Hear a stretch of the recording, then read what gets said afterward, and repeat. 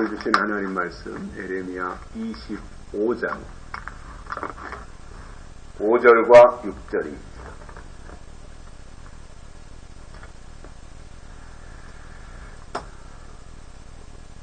이르시기를 너희는 각기 악한 길과 너희 악행에서 돌이키라. 그리하면 나 여호와가 너희와 너희 열조에게 옛적에 주어 영원히 있게 한 그 땅에 거하리니 너희는 다른 신을 쫓아 섬기거나 숭배하지 말며 너희 손으로 만든 것을 인하여 나의 노를 격동치 말라. 그리하면 내가 너희를 해치 아니하리라 하였으나. 아멘. 한 주간 동안도 건강하셨습니까? 요즘 10월 날씨가 너무 좋죠. 하늘은 높고 기온도 아주 적당하고, 다만 가을 모기가 아직도 설쳐돼 가지고 불편하기는 하지만 그러나 계절은 너무 좋습니다. 이런 때 조금씩 움직이면서 운동도 해서 체력도 보충하고 또 영적인 생활, 기도 생활에도 힘쓴다면 우리 모든 신앙생활에 도움이 되고 유익할 것입니다. 사람은 아무 일 없이 순탄하게 자기가 하는 일이 술술 잘 풀리고 잘 나가면 자기가 잘난 줄 알고 기고만장합니다.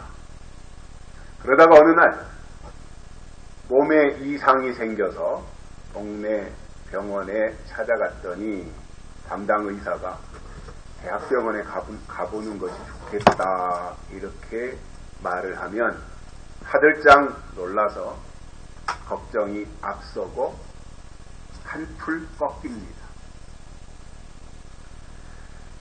그 즉시 대학병원이나 종합병원으로 가서 검사 받을 날짜를 예약하고 기다리는 시간이 굉장히 지루하고 초조해서 피가 마를 지경이라고 합니다. 그렇게 며칠을 보내고 드디어 날짜가 돼서 예약한 병원에서 혈액 검사를 하고 여러 가지 또 CT도 찍고 또 심전도도 하고 그리고 증상이 있는 부분에 대한 조직 검사를 한 후에 결과가 나올 때까지 또 며칠 동안 기다려야 됩니다. 그 시간은 그야말로 하루가 천년 같고 혹시 내 몸 안에 심각한 암세포가 온 몸 구석구석 다 터져가지고 죽을지도 모른다고 하는 생각에 사로잡히면 안절부절하고 무척 초조해하면서 불안감을 감추지 못하고 심히 나약해지며 그리고 겸손해진다고 하죠.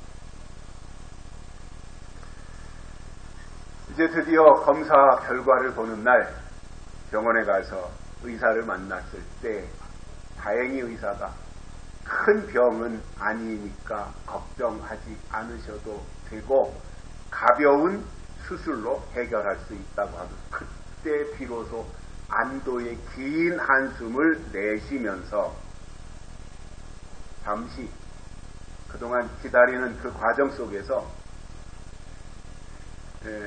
겸손하던 마음 그리고 마음을 비우고 내려놓았던 그 태도는 그 순간 어디로 싹 다 사라져버리고 내가 언제 그랬느냐는 듯이 다시 고개를 쳐들고 기고만장한 것이 사람이라고 합니다. 히브리 민족도 보면 좀 잘 나갈 때는 교만해가지고 우상을 숭배해요. 그러다가 더 이상 하나님이 두고 보실 수 없어서 개입하셔서 고통을 주면 그때는 낮아지고 겸손해져서 하나님을 의지합니다. 사사기서는 전반부가 이것의 반복이에요.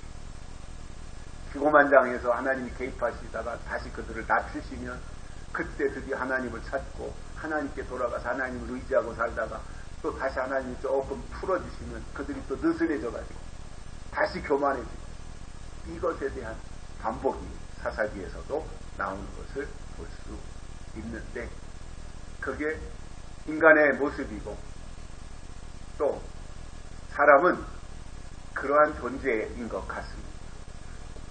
좀 잘하면, 좀 잘되면 자기가 잘나서 그런 건 줄 알고, 그러다가도 뭔가 좀 문제가 생기면 코가 석자나 빠지고 풀이 죽어버리고, 이러한 모습인데, 그런 과정 속에서 하나님의 사람으로 길들여지고 또 하나님의 뜻대로 살아갈 수 있는 사람으로 점점 만들어져 간다면 다행이고 좋은 현상이 될 것입니다. 그러나 그렇게 하나님이 개입하셨음에도 불구하고 전혀 변화되지 아니하고 여전히 자기 고집불통이고 자기 주장만 내세우고 교만하고 까불고 이렇게 한다면 구제불능이 될 것이죠. 오늘 본문에서 그 약속의 땅이 나오는데, 약속의 땅은 하나님이 친히 약속하신 땅이에요. 말씀하신 땅이에요. 그리고 그 약속의 땅에는 약속의 사람들만이 들어갈 수 있는 곳입니다. 그렇다면 약속의 사람이 누구이겠습니까? 성경을 통해서 하나님의 약속을 받아 지키는 사람들이 약속의 사람일 것입니다. 오늘은 약속의 땅에 들어가서 거하기 위한 조건이 있는데 그것이 무엇인지 세 가지를 깨닫고 은혜를 받겠습니다. 첫째, 악한 길과 악행에서 돌이켜야 합니다. 약속의 땅에 들어가기 위해서는 악한 길, 악행, 이것에서 돌아서라는 거예요. 성경이 말씀하는 회개라고 하는 것은 돌아서는 거예요. 그동안 내가 가던 잘못된 길 또는 잘못된 생활 방식에서 완전히 돌아서서 새로운 삶을 살아가는 것, 이것이 회개라는 거예요. 사람이 잘못할 수 있잖아요. 넘어질 수 있잖아요.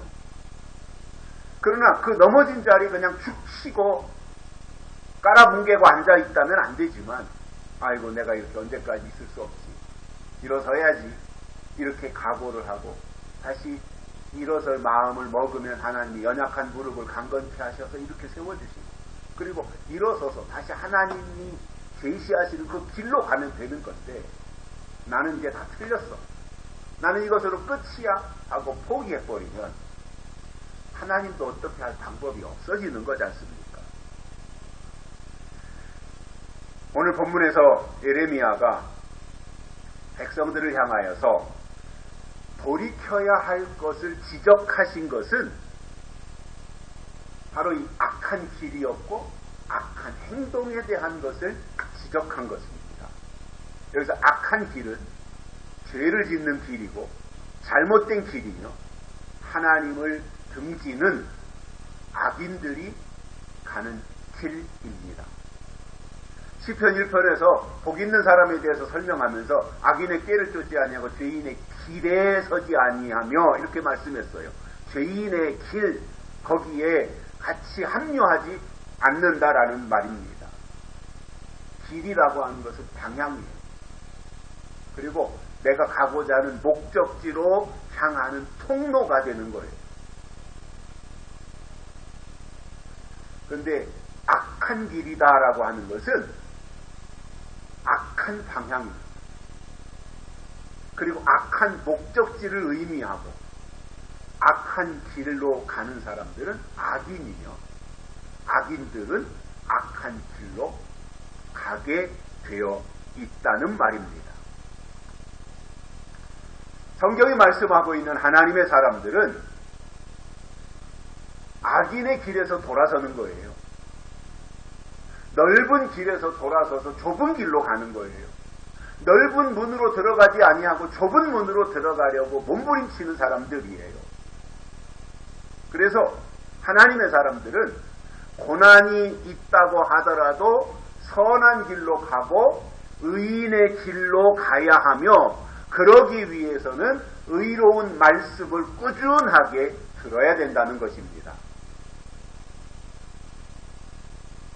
특히 우리가 성경을 보면서 그 여자를 교회로 설명을 하고 있습니다. 즉 교회라는 단어와 여자라는 단어를 같이 쓰고 있다는 거예요.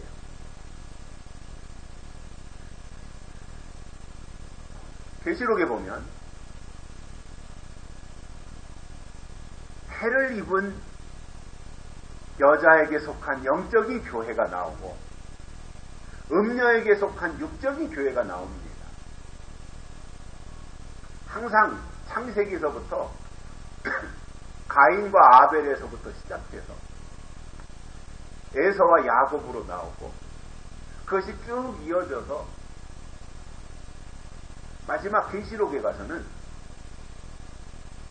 해를 입은 여자와 음녀 이렇게 대비해서 말씀하고 있다고 하는 것을 우리가 성경을 통해서 알아야 됩니다. 우리 기독교 신앙은 중간지대가 없어요. 어찌 보면 옳으냐 그르냐 맞냐 틀리냐 하나님의 뜻이냐 하나님의 뜻이 아니냐 어찌 보면 굉장히 흑백 논리예요. 또 단순해요. 그래서 영적인 교회가 있다는 말과 육적인 교회가 있다는 것, 즉 하늘에 속해서 하늘의 법을 따르는 선한 교회가 있고 땅의 법을 따르는 악한 교회도 있다는 것을 성경은 제시해주고 있습니다. 그런데 오늘날 문제가 뭐예요? 교회는 다 똑같고 교회는 다 하나님의 집이고 교회 다니면 다 천국 가고 교회 다니면 다 구원받고 이렇게 너무나도 이 가치를 하락시킨 거예요.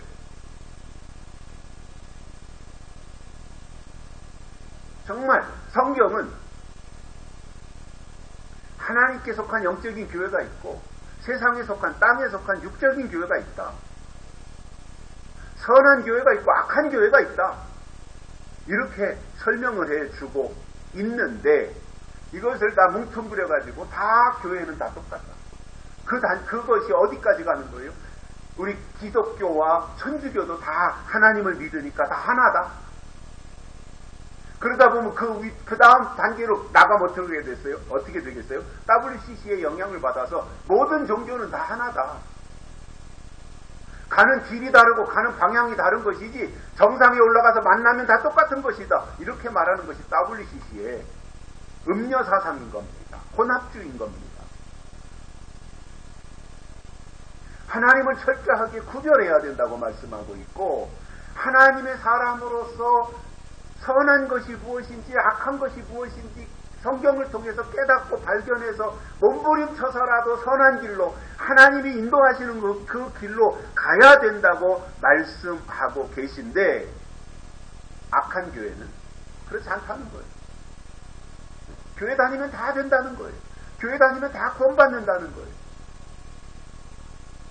물론 원론적에서는 맞을지 모르지만 그 원론을 그렇게 제시했다면 총론을 그렇게 제시했다면 강론에 들어가서 세부적으로 구원받는 믿음은 이런 것이다라고 설명을 해줘야 되는 거예요. 그런데 그건 없어요. 교회 다니면 다 해결된다는 거예요. 이런 엉터리가 어디 있습니까? 그러니까 사람들이 생각할 때 그냥 교회 다니면 나는 구원받은 사람이고 교회 다니면 나는 천국 가니까 무슨 상관이 있느냐. 지난 엊그저께 화요일날 수원에서 목회하는 친구가 서산에 와서 저녁 때 와가지고 저하고 저녁 먹고 우리 집에서 같이 자고 다음날 점심 먹고 올라갔는데 화요일날 저녁에 이제 같이 친구하고 식당으로 갔어요. 딴 분들이 식사하고 있어요. 테이블마다 앉아서. 우리 이제 빈자리가 있어 거기에 가서 식사를 주문하고 있는데 그 옆자리에 앉아있는 제 또래 되는 남자분 여자분들이 앉아서 얘기하는데 교회 얘기를 해요. 저분들이 신앙인들이구나. 감사하다. 이렇게 이제 제 마음으로 생각하고 있는데 이렇게 보니까 테이블 위에 소주병이 있는 거예요. 아니 그럴 수 있다고 쳐요. 믿음이 약한 사람들은 아직도 거듭나지 못했으니까 그럴 수 있다. 이렇게 생각을 하고 이제 또 같이 친구하고 얘기하고 있는데 뭐 장로님 뭐 무슨 얘기가 나와요. 귀에 들려요. 그러니까 어느 여자분이 좀 있으면 장로님 오시니까 우리 장로님 뭐 같이 식사하자고. 그렇게 얘기하는 가운데 좀 있으니까 이제 저보다 좀 나이가 더 드신 분이 식당 안으로 들어오시면서 그 테이블에 가서 앉는 거예요. 그러니까 우리 장로님 오셨다고 그러면서 이제 같이 얘기하고 인사도 하고 식사하는데 장로님도 한잔 하십시오 하고 주거니 받거니 하는 그 모습을 봤어요. 저는 과거의 기독교는 우리 기독교가 물론 금욕주의는 아니에요. 우리 기독교는 금욕주의는 아니에요.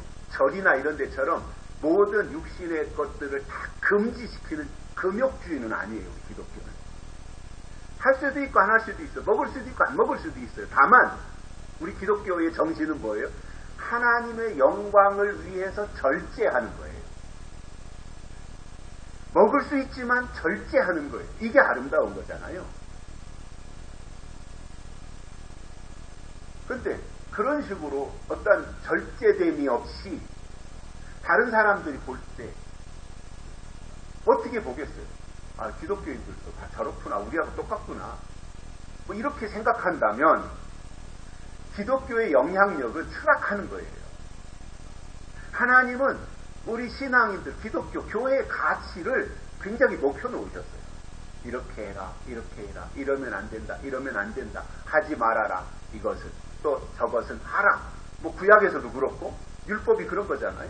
그런 것에 대해서 철저하게 지시하셨고 가르쳐 주셨는데, 오늘날 교회는 그러한 자기 규범, 또는 교회가 제시하는 교회의 율법, 또 믿는 자들이 지니고 살아야 될 기독교적 가치관 이런 것들을 다 상실했어요. 그리고 교회 다니면 또 교회에서 직분 맡으면 그것으로 다 천국 백성이 됐다. 이렇게 너무나도 어린아이식으로 생각하고 있는 이것이 저는 심각한 문제이고 교회가 세속화된 증거라고 생각하고 있습니다. 신앙이 약한 사람들은 교회를 말하면서 악한 교회가 있다라고 하는 것을 이해하지 못할 수 있어요. 왜냐 생전 처음 들어보니까 교회는 다 하나님을 믿는 사람들이 모인 집단인데 악한 교회가 있다니? 이건 말이 안 되잖아요. 교회는 하나님이 통치하시는 곳인데 사탄에게 속한 교회가 있다? 이거는 그 자체를 이해하지 못하는 사람들도 많이 있다고 봐요. 왜냐 생전 듣도 보지도 못했던 얘기고, 교회는 하나님이 함께 하시는 특별한 장소이고 공동체라고만 알려주었지, 하나님의 뜻대로 가지 않는 교회는 무너지는 것이고 인본주의이며, 거기에 하나님의 뜻이 없다면 거기에는 구원도 없다고 하는 것에 대해서는 듣도 보도 못한 사람들이기 때문에 그렇게 생각하는 것은 당연할 것입니다. 그러나 엄밀하게 보면 악한 길로 행하는 사람들이 있는 교회는 당연히 악한 교회이기 때문에 거기에 구원의 길은 없는 것입니다. 맨날 지나간 내용만 가지고 설교하고 된 일만 말하는 교회에 하나님이 계시겠습니까? 약속이 없는 교회에 과연 하나님의 영이 계시겠습니까? 하나님의 뜻이 없고 하나님의 법이 없으면 거기에는 하나님의 영의 인도함을 받는 하나님의 사람도 없는 거예요. 시편 1편의 결론은 의인의 길은 여호와께서 인정하시나 악인의 길은 망하리로다, 이렇게 설명하고 있습니다. 그래서 악한 길로 가면 안 되는 거예요. 왜냐? 악인이기 때문에. 그 다음에 악한 행동에서 돌이키라 이렇게 말씀하고 있는데, 악한 행동이라고 하는 것은 악한 행동이라고 하는 것은 하나님을 거역하는 행동이에요. 그래서 악한 길로 가는 사람들은 당연히 악한 행동이 나오게 되어 있습니다. 모세 때도 보면 출애굽해서 광야에 나온 사람들은 모두 홍해를 건너요. 뭐 잘났든 못났든 뭐 열심이었든 아니었든 어른이든 아기들이든 모세를 따라서 출애굽했던 사람들은 다 홍해를 건넜어요. 그렇다면 모세를 쫓아서 출애굽을 했고, 출애굽할 때 유월절을 지키고 출애굽하잖아요. 양을 잡아 절기와 임방에 바르고 출애굽을 하잖아요. 그래 모세를 따라서 출애굽을 했고 홍해 앞에 있다가 하나님이 홍해를 모세를 통해서 홍해를 가르셔서 홍해를 건너서 광야에 나갔어요. 그렇다면 그 자체로 출애굽한 히브리 민족들은 의로워야 되잖아요. 유월절을 지켰고 모세를 따라서 출애굽을 했고 하나님이 그들을 모세를 보내서 출애굽으로 인도하셨고 홍해 바다를 하나님이 기적으로 가르셔가지고 홍해를 건너서 광야에 나갔다면 그 자체로 히브리 민족들은 의로워야 되지 않습니까? 그런데 놀랍게도 전혀 그렇지 않았어요. 고라의 자손 같은 경우는 하나님을 향하여서 반역까지 행했고 몰살당하는 안타까운 일까지도 일어났었습니다. 또 예수님을 붙잡아서 십자가에 못 박게 한 그 유대인들, 바리새인들, 제사장들이 악한 행동을 한 사람들입니다. 계시록 12장에는 해를 입은 한 여자가 아이를 베어가지고 해산하게 되어 산통이 시작됐어요. 아파가지고 막 몸부림치는 거예요. 그런데 그때 해를 입은 여자가 아이를 낳도록 내버려 두지 아니하고 머리가 7이고 뿔이 10개 달린 큰 붉은 용이 해산하려고 몸부림치는 그 여자 앞에서 아이가 태어나면 꼴깍 삼키려고 대기하는 장면이 나타납니다. 누가 봐도 그 아이는 살 방법이 없는 거예요. 엄마 뱃속에서 나오자마자 용의 입으로 미끄러져 들어갈 수밖에 없는 상황이에요. 그러나 하나님의 계획 속에서 이 해를 입은 여자가 낳을 이 남자는 장차 철장으로 만국을 다스릴 남자이기 때문에 용의 입으로 들어가면 안 되는 사람으로 하나님이 설정하신 거예요. 그래서 하나님이 그 아이가 태어나자마자 엄마 뱃속에서 지금 여기서 태어났고 용은 여기서 지금 입을 벌려 대기하고 있는데 엄마 뱃속에서 나왔고 용이 입을 벌려서 침을 흘리면서 군침을 삼키고 있는 그 상황에서 하나님이 태어난 그 아이가 용의 입으로 들어가기 전에 하늘로 데려가셨다 이겁니다. 그러니 용의 입장에서 보면 이건 내 먹거리가 생겼다. 이건 내 식량이다. 그리고 이 아이를 삼켜버리면 설장권세 받는 아이가 없어지니까 이제 하나님의 나라는 이 땅에 존재하지 아니하고 사탄의 세상이 되겠다. 이런 생각을 그 용이 입을 벌리고 하고 있지 않았겠어요. 이제 모든 것은 다 끝났다. 자기들이 통치하는 세상이 된다. 이런 생각을 하고 있었을 거예요. 그런데 하나님이 데려가셨단 말이에요. 하나님의 보좌로. 그렇게 되니 그 아이를 잡아먹으려고 기다리던 용은 허탕을 친 거잖아요. 그렇다면 자기의 작전과 자기의 계획이 실패했으니까 뒤로 물러나서 포기해야 되는데 그러지 아니하고 이번에는 그 남자 아이를 낳은 여자를 핍박하고 입을 벌려 용의 입에서 물을 강같이 토해내가지고 여자를 물에 떠내려가게 하려고 시도한 거예요. 그러니까 아이는 하나님이 데려가셨으니까 하나님 보좌로 데려가셨으니까 아이는 어떻게 할 수 없으니 그 아이를 낳은 여자를 향해서 분풀이를 하고 있는 거예요.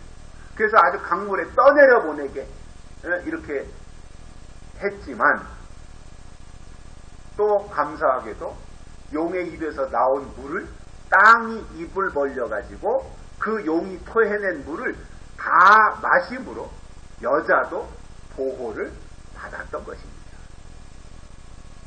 그러면 해를 입은 여자는 하나님의 뜻을 이루기 위해서 등장했는데 용은 하나님의 일이 이루어지지 못하도록 방해 부리는 역할을 한 것이고 이것이 악행이었단 말입니다. 또 한 가지는 계시록 13장에 보면 짐승의 표 666에 대한 말씀이 나오는데 이 짐승이 등장하면 오른손이나 이마에 표를 받게 하고 짐승의 표가 없으면 매매를 할 수 없도록 만들었습니다. 자, 그러면 계시록 13장에서 말씀하는 것을 보면 짐승의 표는 짐승의 이름이나 그 이름의 수라고 이렇게 말하고 있어요. 숫자란 말입니다. 그리고 그 수는 사람의 수인데 666이니라 이렇게 말씀하셨습니다.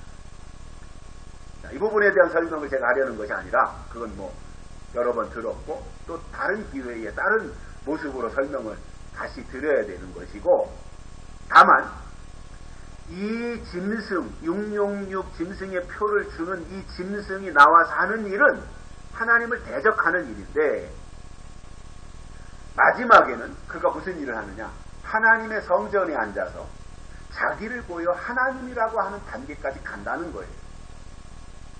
그것을 그들을 가리켜서 바울 사도는 데살로니가 후서 2장 3절에서 불법의 사람 멸망의 아들이다 이렇게 말씀했습니다.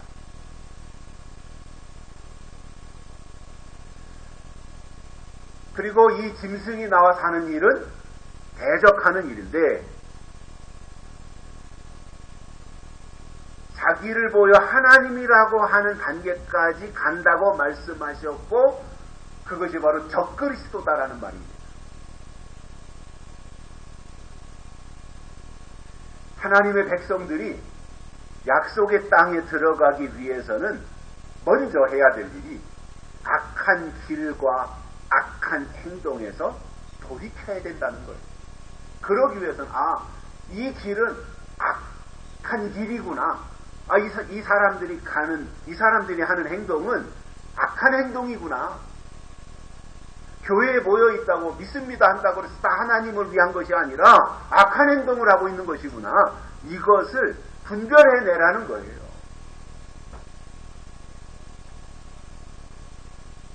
그 전에 오래된 일입니다만은 여름에마다 우리 여름이면 여기서 이제 3박 4일 또는 2박 3일씩 수련을 했었잖아요. 수련. 한 번은 이제 어느 교회 여전사님이 오셔가지고 첫날 저녁부터 끝나는 날 낮 시간까지 정말 그분이 은혜를 많이 받고 앞에 나오셔서 자기가 받은 은혜 간증까지 하셨어요. 자기도 사모했고 서울에서 큰 교회 다니시는 분이고 또 신학까지 해서 여전사님으로 그 직분까지 받아가지고 계신 분인데 나름대로 신앙생활 열심히 하고 난다 긴다 하는 분인데 이렇게 계시록에 대해서 체계적이고 깊이 있게 이렇게 전하는 말씀을 처음 들었다는 거예요. 그리고 너무 감사하고 좋다는 거예요. 거기까지는 좋아요. 거기까지는.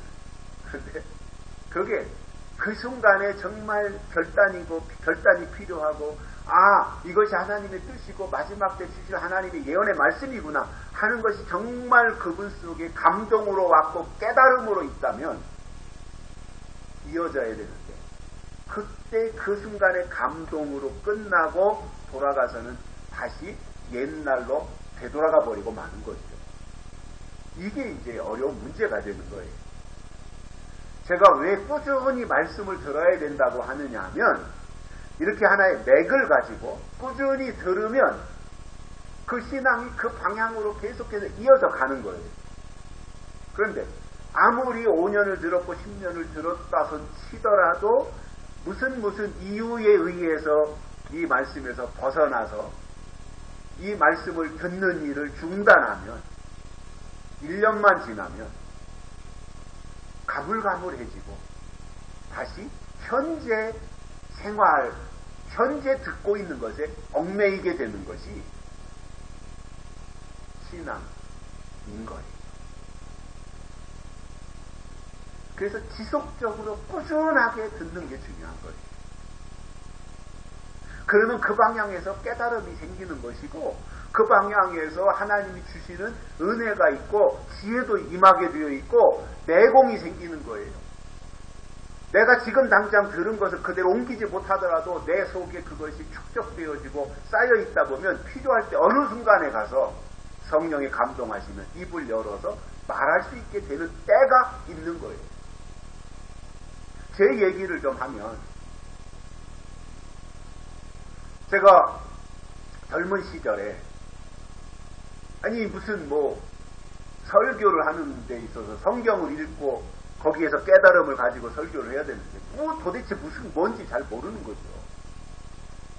공부했다고 해서 그게 다 알아지나요? 그런데 아버지가 하시는 설교 집회에 참석해서 듣고 또 그것으로 또 녹음 테이프 만들면 녹음 테이프 갖다 듣고 차 타고 다니면서 듣고 계속해서 반복해서 듣고 그 내용 가지고 저도 또 설교도 하고, 그리고 사경에 서산에서 하면 빠짐없이 다 듣고 메모도 하고 녹음도 하고 또 필요한 거 다시 듣고, 그러기를 수차례 반복하고 또 아버지가 다른 교회에 초청받아서 가서 부흥회 한다 그러면 또 저도 가서 또 그 자리에서 참석해서 또 듣고 그러다 보니 띄엄띄엄 있는 건데 어느 순간이 되니까 이어지는 거예요. 말씀이 이어지는 거예요. 그 대표적인 게 뭐냐면 계시록 9장에 황충이와 마병대가 나오잖아요. 그러니까 이제 아버지는 황충이 설명하고 황충이를 어느 때는 황충이라고 설명하고 또 어느 때는 다섯째 나팔이라고 설명하고, 근데 이게 다섯째 나팔은 다섯째 나팔로 따로 있고 황충이는 황충이대로 따로 있는 것으로 이렇게 이해를 하고 들었는데, 어느 날 그게 저한테서 주르륵 연결이 되면서 다섯째 나팔을 불면 황충이 나오고 황충이 거짓 선지자가 바벨론이고 바벨론이 음녀구나. 여섯째 나팔 불면 마병대가 나오는데 이 마병대가 이런 것이구나. 이런 것들이 연결이 딱 되더라고요. 그리고 나니까 이제 그런 것들이 계시록이 조금씩 이어지고 연결이 되면서 어느 순간에 가니까 창세기하고 계시록이 연결이 돼요. 출애굽기하고 계시록이 연결이 돼요. 제가 참 감사했던 것은 오래전인데 새벽에 교회에서 잠언을 새벽기도 강해를 했었는데 1장부터 잠언이 계시록하고 연결이 되는 거예요. 야, 너무 신비로운 체험을 하는 거죠.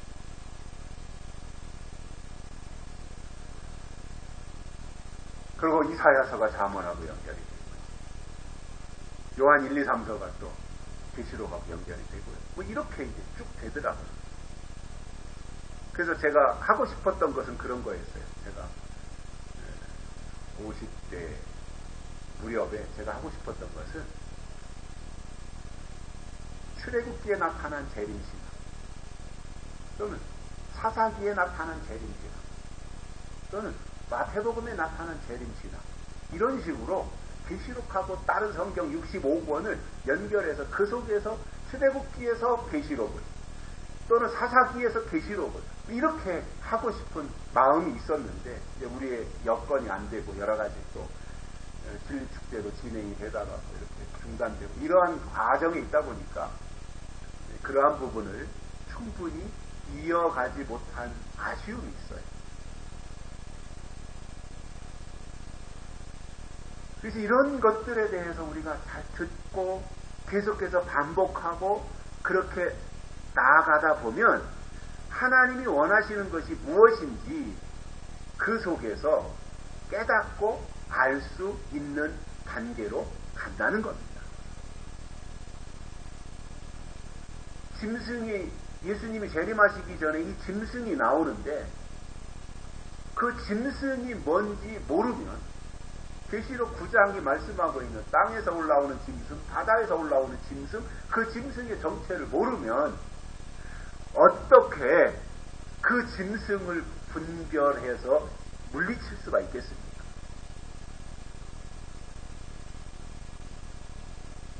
그래서 하나님의 사람들은 철저하게 하나님의 뜻대로 해야 되는 사람들이에요.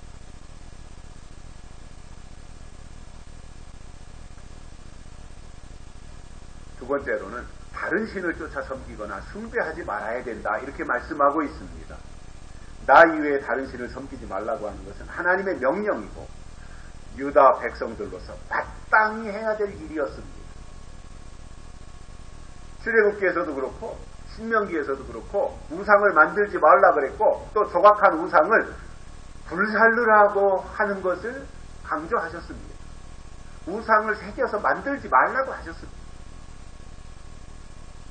그런데 출애굽해가지고 광야에 나온 히브리 민족이 금송아지 우상을 만들어 놓은 것은 눈에 보이지 않는 하나님을 의지하기보다는 눈에 보이는 어떠한 형상을 만들어 놓고 섬기려는 인간의 삐뚤어진 모습을 보여준 대표적인 사례였던 것입니다. 하나님이 기적적으로 출애굽을 시킨 것을 경험했고 광야에서 하나님의 일하심을 목격했다면 다른 신을 오히려 철저하게 배격하고 하나님을 섬기는 일에 주력해야 되는데, 하나님과 친해지려고 하기보다는 우상하고 친해지려고 했던 거예요.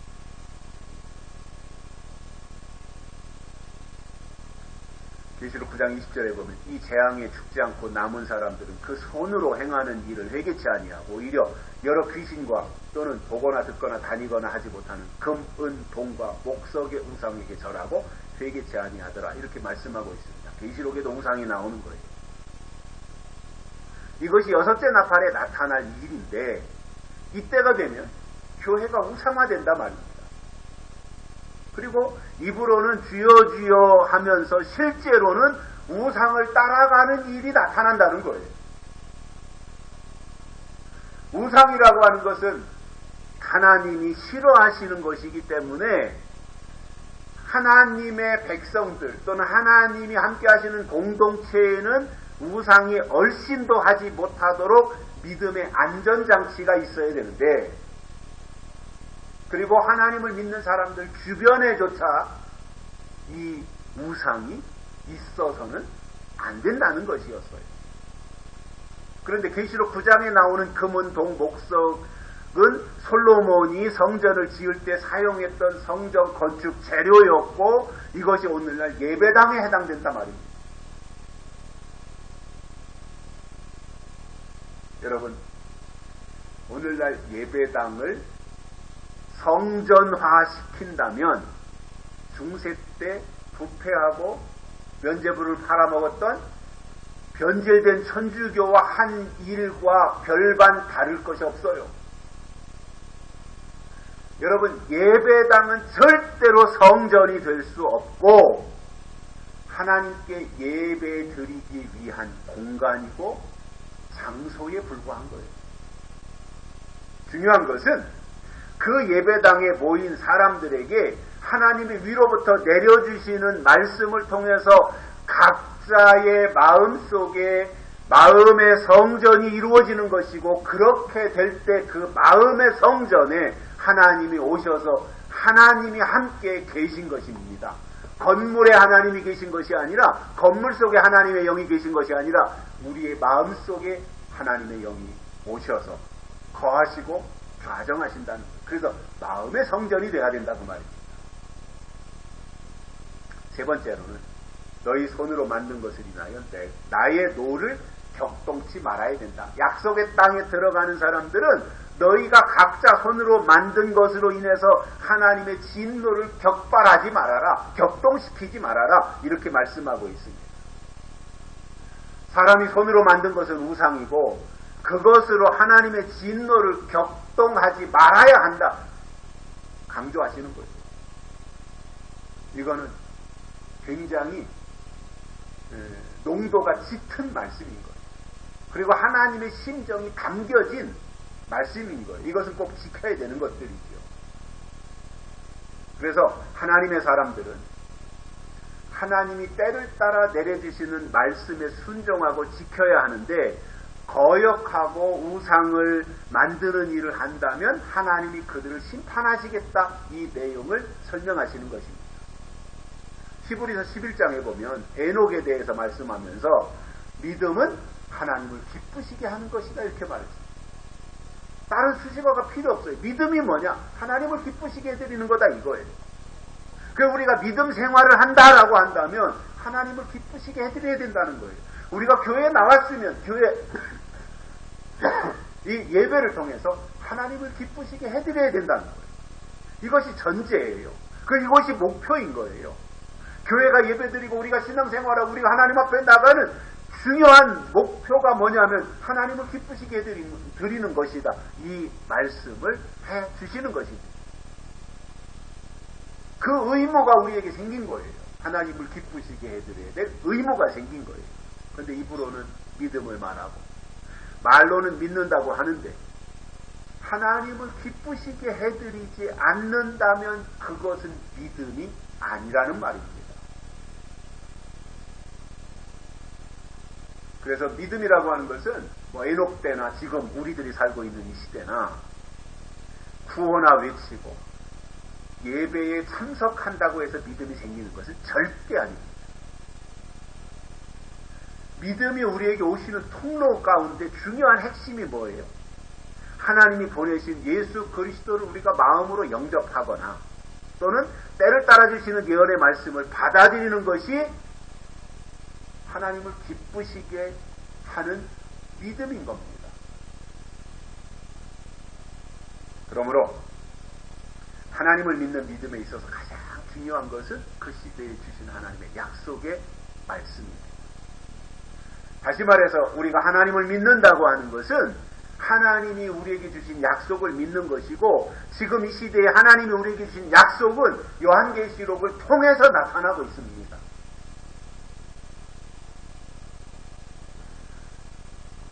사도 요한이 계시록을 기록하면서 계시록 1장 3절에서 이 예언의 말씀이라고 그랬고, 예언의 말씀이기 때문에 약속의 말씀이며 약속이 있어야만이 믿음도 있는 것입니다. 그런 의미에서 아무리 유창하게 설교한다고 할지라도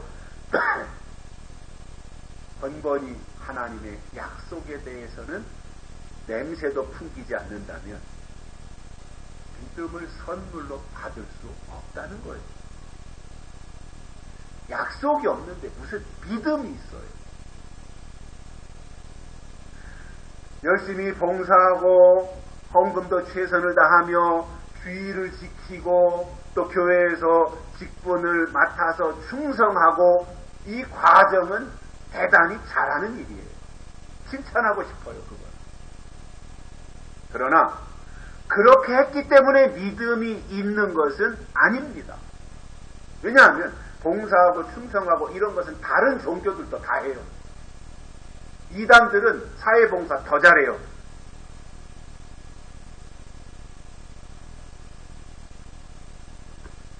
중요한 것은 봉사, 헌금, 충성, 헌신, 이러한 것은 기본적으로 감당해야 하는 것이지만, 그런 가운데서 더 중요하게 생각해야 될 것은 하나님이 오늘 이 시대의 성경을 통해서 우리에게 주신 약속이 있어야 하는 것이지, 약속이 없다면 믿음도 없습니다.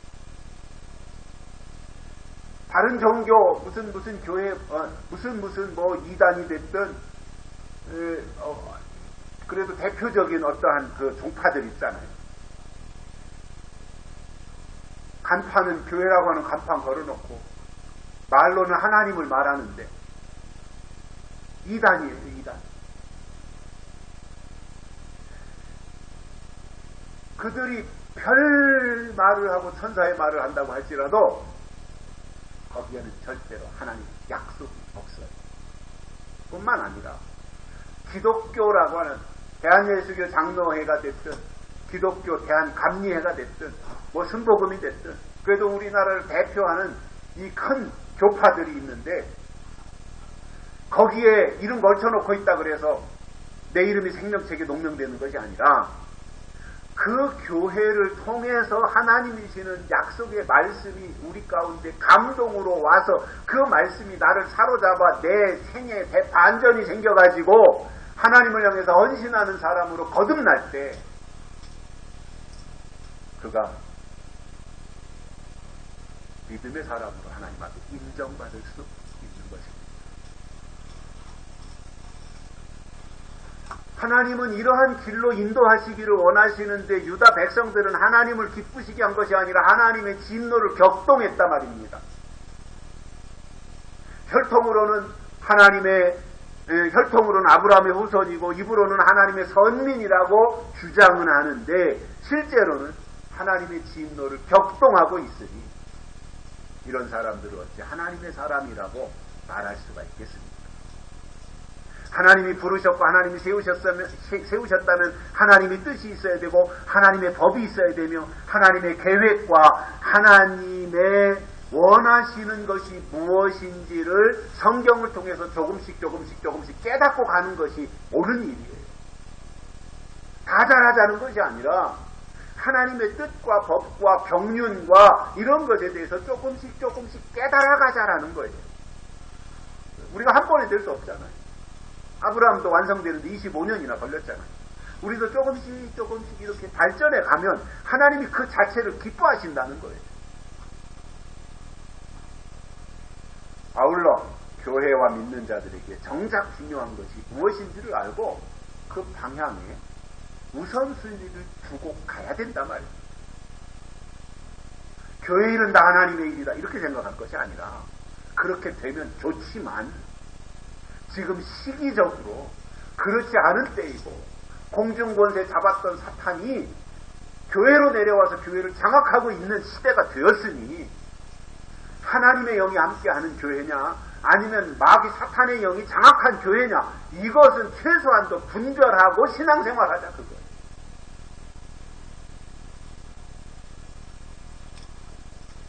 성경은 분명히 하나님을 아는 지식이 있어야 한다고 했고 내 백성이 지식이 없어서 망한다고 했습니다. 어린아이 신앙에는 하나님에 대한 지식이 전무하지만 성장하고 성숙해지면 성경을 통해 하나님에 대한 지식이 생기고 그리고 하나님이 하실 일이 무엇인지까지도 알 수 있게 되는 거예요. 남자들이 군대를 가서 훈련소를 마치면 2등병, 작대기 하나 2등병 계급장을 달고 자대 배치를 받는데 갓 입대해서 훈련소 마치고 자대 배치를 온 2등병이 군대에 대해서 뭘 알겠으며 내무 생활을 어떻게 하는 건지 아니면 훈련 계획이 무엇인지 그 2등병이 뭘 알겠습니까? 그러나 군대 생활을 꽤 해가지고 병장쯤 되면 눈 감고도 군대 생활을 어떻게 해야 되는지 군대 생활이라는 게 무엇인지를 다 알 수 있고 처음 자대 배치 받아서 2등병 때부터 시작해서 어떻게 군대 생활을 해서 일병을 달고 상병을 달고 병장을 달고 제대할 때까지 군인으로서 훈련소에서부터 병장 달고 전역할 때까지 그 군대 생활이라는 것이 무엇인지 말년 병장 정도 되면 다 아는 거예요. 신앙생활도 2등병은 자기가 군인이 되었다. 난 이제 그동안 사회인이었는데 군대에 와서 이제 나는 군인이 되었다라고 하는 것에 대해서 아는 것 이외에 군대에 대해서 다른 것을 아는 것이 거의 없어요. 그러나 병장 믿음 정도가 되면 그때는 믿음이 뭔지를 알고 믿음에 대해서도 말할 수 있으며 거뜬하게 훈련도 소화하고 그리고 전쟁에 나가도 악한 영들과 싸워서 승리할 수 있게 된다는 말이에요. 가소로운 것은 자기가 지금 갓 훈련소 마치고 자대 배치받은 이등병 주제에 내가 하나님에 대해서 다 알고 계시록에 대해서도 자기가 통달했다 이렇게 말하는 사람입니다. 그 정도를 말하려면 적어도 군대에서 짬밥을 좀 많이 먹고 말년 병장 수준은 돼야 하는데 이등병 주제에 이런 주장을 한다고 하는 것은 아무것도 모르는 초보신앙이 무식하면 용감해지는 겁니다. 그럼에도 거기에 멈추지 않고 내 말만 듣고 나를 따르라 이렇게 억지 주장과 선동을 한다면 그는 정신병자이지 믿음의 세계를 말하는 것은 아닌 겁니다. 하나님은 유다 백성들을 향하여서 약속의 땅에 거하기 위한 조건 3가지를 말씀하시면서 이렇게 해야 된다, 이렇게 하면 안 된다, 이런 부분들에 대해서 당부하셨고, 그렇게 하나님의 말씀을 충실하게 잘 지키면 그 결과로 내가 너희를 해치 아니하리라 이렇게 말씀하셨어요. 얼마나 좋은 말씀입니까? 하나님이 주신 말씀대로 하면 하나님이 너희를 해치 않겠다 이 말씀을 하셨으니까 그대로 하면 되잖아요. 그런데 그렇지 않았어요. 에레미야를 계속 우리가 보면서 느끼는 것들이잖아요. 그렇지 않았어요. 다음 주도 또 이어지는 말씀을 보면 전혀 먹혀들지가 않는 거예요. 하나님이 말씀하시는 내용들이. 하나님의 백성들이 약속의 땅에 들어가 거하기 위해서는 나도 들어가야지 하고 한다고 해서 들어갈 수 있는 것이 아니라 출애굽을 하고 홍해를 건너고 광야를 거쳐 40년 동안 광야 생활을 하고 요단강을 건너고 가나안 땅에 들어갈 수 있도록 그 과정 속에서 나에게 조건과 체질이 만들어져야 가능하지. 아무나 들어가는 게 아닙니다. 만약에 오늘 출애굽해서 하나님이 독수리 날개로 아니면 무지개 구름다리를 놔가지고 오늘 출애굽해서 한 일주일 후에 가나안 땅으로 들어가서 가나안 땅을 점령하라고 했다면 전혀 그것을 수행하지 못해요. 왜냐하면 430년 동안 종살이를 했는데 애굽에서 그들 속에는 이미 종의 의식이 뿌리내려 있는 사람들이에요. 430년 동안이나 그랬으니까. 나는 종이야. 그러니까 뭐예요? 주인의식이 없는 거예요. 스스로 자발적으로 할 수 있는 게 없는 사람들이 종은. 그렇기 때문에 하나님이 왜 광야 40년을 주셨냐면 그 광야를 통해서 새로 지으심을 받으라는 거예요. 애굽에 속했던 옛사람을 다 떨쳐버리고 광야에 있으면서 가나안 땅에 들어가서 살 수 있는 사람으로 체질 개선이 되라는 거예요. 그 목적이에요. 얼마나 멋있는 거예요. 왜냐? 오늘 출애굽해가지고 내 가나안 땅에 들어간다 해서 가나안 땅을 누리거나 가나안 땅을 정복해서 가나안 땅의 주인이 될 수 있는 의식 개혁이 아직 안 일어나는 거예요. 변화가 안 일어나는 거예요. 그러니까 그 과정 속에서 그렇게 체질 개선을 시켜가지고 가나안 땅에 들어갔을 때 가나안 땅에서 주인 노릇 할 수 있는 사람으로 변화시키는 것이 하나님의 계획이었던 거예요.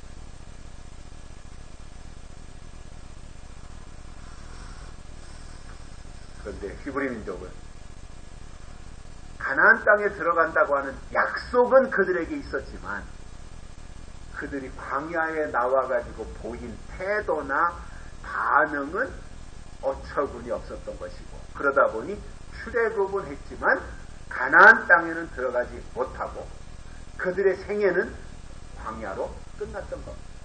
그러나 하나님의 계획은 광야가 목적지가 아니에요. 가나안 땅까지 가는 거였어요. 그러나 가나안 땅에 들어가지 못하고 광야로 끝난 사람들은 누구예요? 하나님의 뜻, 가나안 땅을 사모한 것이 아니라 애국으로 돌아갈 궁리만 틈만 나면 했던 사람들이에요.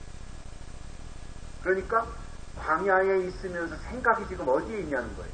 광야에 있으면서 생각이 애굽에 가 있느냐? 그래서 돌아갈 궁리만 하느냐? 아니면 광야에 있으면서 생각은 저 앞에 하나님이 약속으로 주신 가나안 땅에 가 있느냐? 이 인식이 대단히 중요한 겁니다. 우리가 2024년도 10월달 현재를 살고 있는데 우리의 생각이 과거에 머물러 있느냐 아니면 미래지향적으로 계시록을 통해서 하나님이 앞으로 하실 일에 머물러 있느냐, 이것은 굉장히 중요한 것입니다.